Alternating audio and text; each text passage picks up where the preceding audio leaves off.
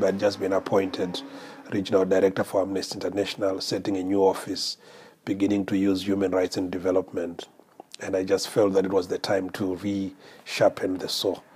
So I came here to this program, and I'm finding it very useful for myself.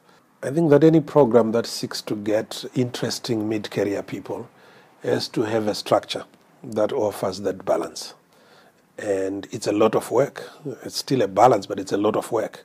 But the ability to come and spend 2 intense weeks studying, reading, reflecting, and working with others away from work, and then going back and continuing to work and applying some of the things immediately in the work front, I think is probably the single most difference-making component of the course from other programs.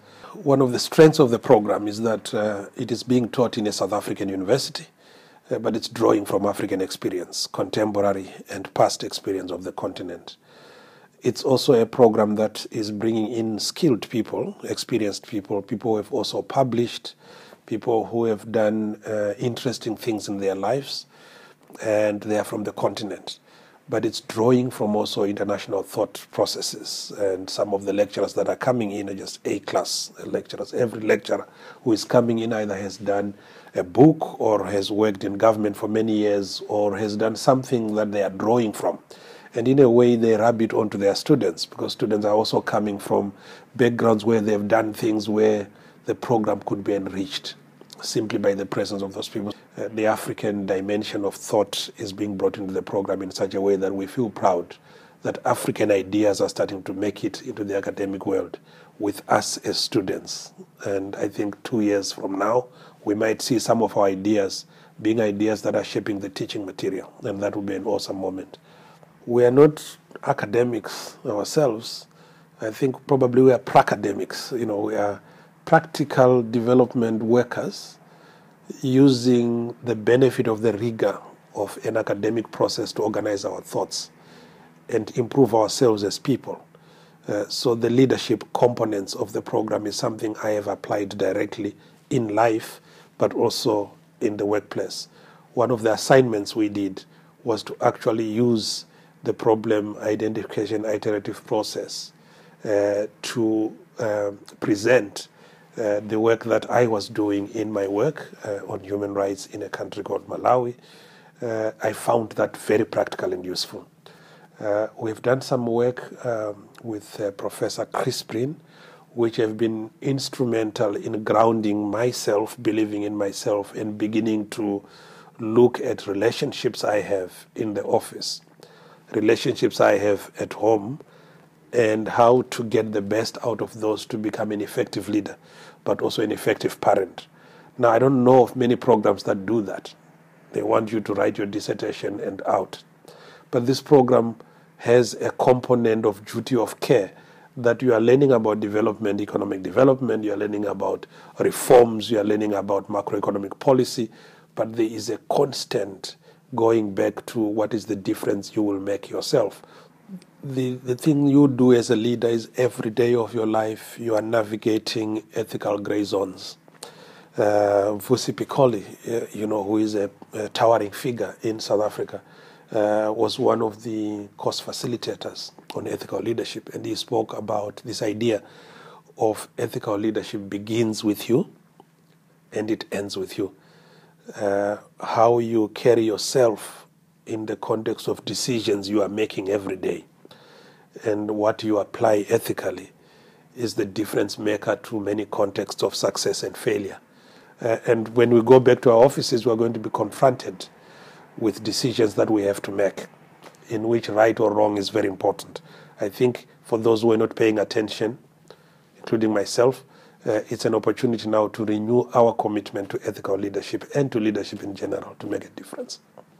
I'm researching the impact of mobile money technology and its transformation power to produce financial inclusion in Zimbabwe.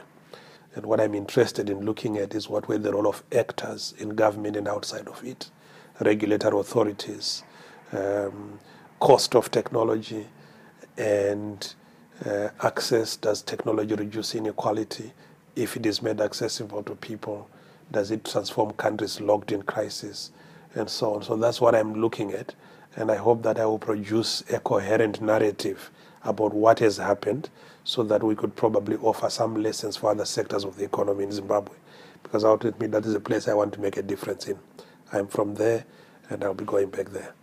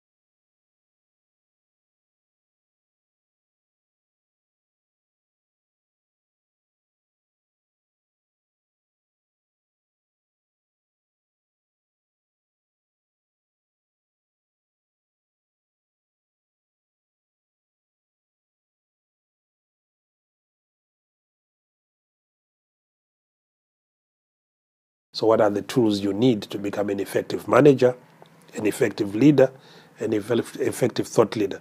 And I think we have benefited from the leadership programs, from the ethical components of program, and they have supported the sort of academic centers of this program, economic development, issues in economic development that we did with Brian, with Alan, with Matt, the things we have done with Shanil, the things we have done with Chris, the things we did just in the last week around ethical leadership. They are all now coming together into a package. And it's now up to us how we use that package in the way we lead our organizations and the way we interact with the development process that we are part of.